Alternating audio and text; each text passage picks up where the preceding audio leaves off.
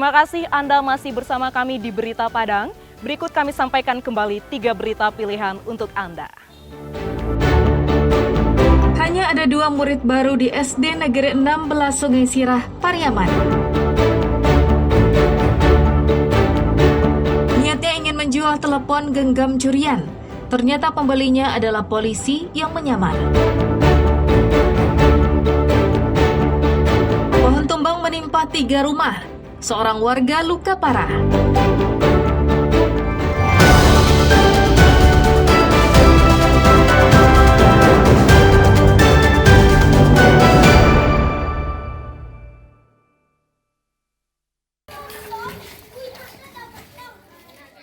Kekurangan murid baru di tingkat sekolah dasar tidak hanya terjadi di Padang Pariaman, namun juga terjadi di Pariaman. Seperti yang terlihat di SD Negeri 16 Sungai Sirah, Kecamatan Pariaman Timur, Pariaman, yang hanya mendapatkan 2 murid kelas 1. Meski hanya 2 murid baru, namun guru tetap memberikan pelajaran seperti biasa. Kekurangan murid tidak mengurangi semangat guru untuk melaksanakan kewajibannya. Proses belajar mengajar berjalan dengan normal. Tak hanya kelas 1, kelas lain pun mempunyai kondisi yang sama. Ada yang muridnya hanya 6 orang, 10 orang, hingga belasan orang. Tidak ada yang penuh satu kelas. Kondisi seperti ini lebih menguntungkan bagi murid saat menyerap pelajaran. Karena suasana kelas lebih tenang dan guru bisa lebih fokus memberikan pelajaran. Menurut kepala sekolah, kurangnya murid baru tahun ini disebabkan kecilnya wilayah desa dan sedikitnya warga yang berdomisili di desa Sungai Sirah. Ditambah lagi, pasangan usia subur yang cenderung pergi merantau setelah menikah. Sedangkan sekolah dasar ada di setiap desa atau kelurahan di Pariaman. Bahkan, jumlahnya ada yang lebih dari 1 sekolah. Ya, di sini kan kendalanya memang wilayah Sungai Sirah ini kan kecil. Kemudian kakaknya juga kecil. Itu yang menjadi kendalanya di dalam penemuan baru Sungai Sirah ini. Karena memang wilayahnya kecil, kakaknya kecil, dan pasangan usia subur di sini juga kecil. Karena yang habis kawin atau nikah tuh umumnya pergi merantau. Permasalahan kekurangan murid baru sekolah dasar yang selalu terjadi setiap tahun, selayaknya lah menjadi perhatian serius dari Dinas Pendidikan, agar fenomena ini bisa diatasi dan tidak lagi terjadi pada tahun-tahun mendatang. Eki Rafki melaporkan dari Pariaman.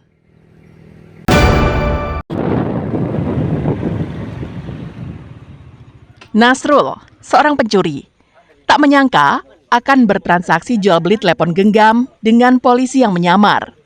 Peristiwa itu terjadi di Jalan Ganting, Kecamatan Padang Timur, pusat kota Padang.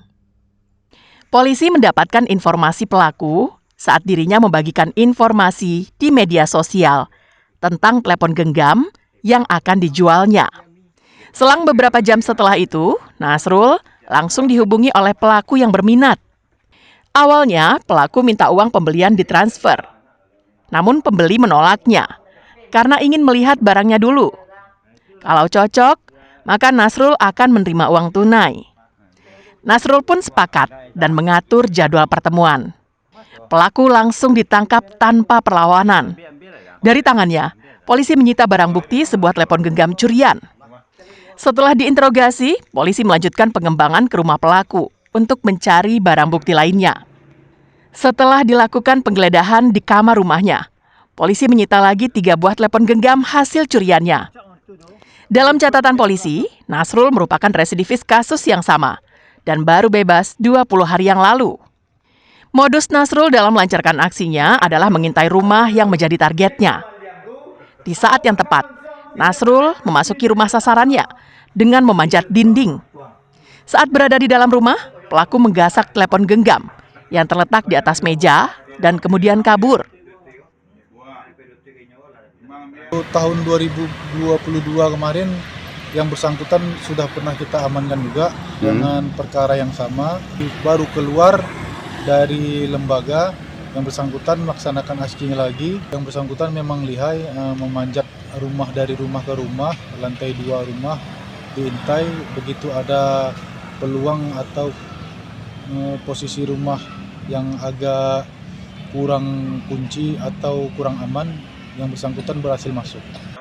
Residivis kambuhan ini akan kembali merasakan jeruji besi di penjara karena dijerat polisi dengan pasal 363 KUHP tentang pencurian dengan ancaman hukuman di atas 5 tahun penjara.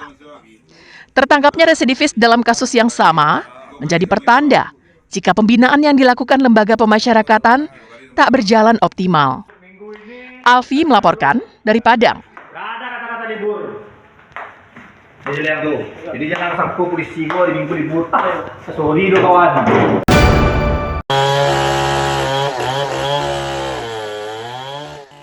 Hujan deras disertai angin kencang yang melanda Padang pada Minggu sore mengakibatkan satu batang pohon yang berada di lereng bukit tumbang dan menimpa 3 rumah di kawasan Batang Arau, Kecamatan Padang Selatan.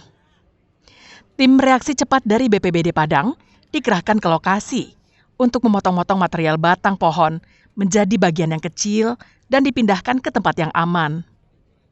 Akibat pohon tumbang ini, 2 rumah rusak berat dan satunya lagi mengalami rusak ringan. Selain itu, salah seorang penghuni rumah yang bernama Putra dilaporkan mengalami luka parah di bagian kepalanya karena saat kejadian, Putra sedang berada di dalam rumah. Korban telah dibawa ke Rumah Sakit M. Jamil untuk diobati dan harus menjalani operasi.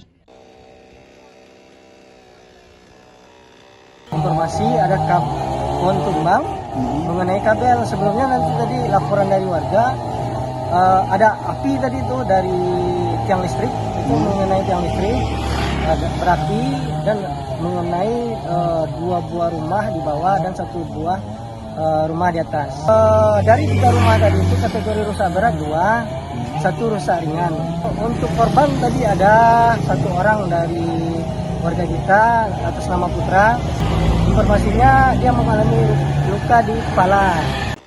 Berdasarkan analisa cuaca yang dikeluarkan BMKG, daerah pesisir barat Sumatera akan dilanda hujan dengan intensitas yang tinggi, serta di beberapa lokasi diduga akan mengalami angin kencang. Kondisi ini akan terjadi hingga beberapa hari ke depan. Warga diimbau untuk waspada dan hati-hati.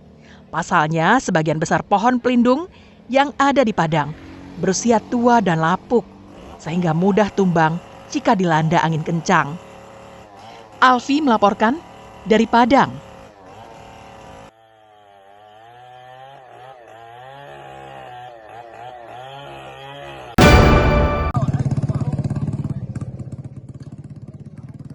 Menyikapi laporan maraknya aktivitas tambang emas ilegal, polisi di Pasaman mendatangi lokasi yang dicurigai sebagai tempat untuk menambang emas yang terletak di aliran Sungai Batang Pasaman, Kampung Lanai Hilir, Kecamatan Duokoto. Meski lokasinya berjarak sekitar 3 km dari permukiman penduduk dan jalan tanah, polisi menemukan 1 lokasi penambangan lengkap dengan peralatan untuk menambang. Polisi menemukan 1 set peralatan penambang berupa 1 kotak alat penyaring emas yang ditinggal para penambang dan tenda terpal untuk tempat istirahat. Polisi kemudian membakar keduanya. Selain itu, polisi juga menemukan jejak alat berat yang telah meninggalkan lokasi. Penambangan emas ilegal yang telah berlangsung bertahun-tahun itu menyebabkan kerusakan pada aliran Sungai Batang Pasaman yang berdampak pada kerusakan lingkungan. Jadi pada saat kami melakukan pengecekan dan penertiban di lokasi ini, tidak kami temukan alat berat yang melakukan penambangan. Kami hanya menemukan 1 buah box dan 1 buah pondok tempat mereka bermalam. Menghimbau kepada seluruh yang melakukan penambangan ilegal, ya kan, agar jangan melakukan penambangan lagi karena berdampak kepada lingkungan, terutama di sungai. Sementara itu, warga setempat meminta aparat untuk bertindak bijaksana. Pasalnya, mereka hidup dari aktivitas penambangan. Warga meminta polisi tidak melarang aktivitas penambangan rakyat, karena hal itu menjadi mata pencarian mereka sehari-hari. Cuman dengan adanya tambang ini kan sangat membantu ke masyarakat. Lebih dari 50% masyarakat ini kehidupannya di tambang ini. Ya kalau mengenai dampak kan kita kan jauh, pemukiman kita kan jauh, ada 3 kilo dari sini kan. Nah, kalau dampak secara langsung saya rasa enggak. Ya untuk air sungai kan kita untuk air minum kan kita nggak ambil dari sini. Masih banyak sumber-sumber yang lain kan. Masyarakat berharap ada solusi terkait aktivitas tambang di daerah mereka. Salah satunya dengan mengizinkan tambang rakyat sehingga mata pencarian mereka tidak hilang. Sejatinya, para penambang emas ini bisa mengajukan izin resmi yang dialamatkan kepada Menteri ESDM karena pengelolaan tambang rakyat telah diatur dalam Undang-Undang Nomor 3 Tahun 2020 tentang pertambangan mineral dan batu bara. Fauzan melaporkan dari Pasaman.